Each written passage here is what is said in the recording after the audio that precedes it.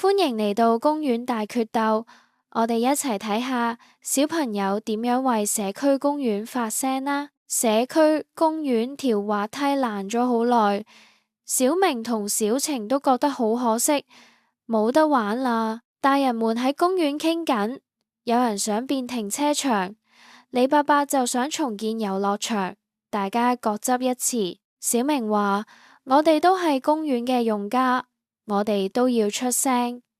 於是佢哋決定自己做調查。小晴拎住問卷，周圍問街坊同小朋友，收集大家對公園嘅期望呀。收集完意見，小明同小晴一齊畫咗張好靚嘅遊樂場設計圖，入面有好多樹同新滑梯。到咗社區大會嗰日，小明同小晴勇敢咁企上台，準備發表佢哋嘅意見。佢哋展示設計圖，話俾大人聽，小朋友需要綠色空間同玩樂嘅地方。李伯伯帶頭拍手，其他大人都覺得小朋友嘅意見好有道理，決定保留遊樂場呀。只要勇敢發聲，無論幾細個，都可以令社區變得更美好。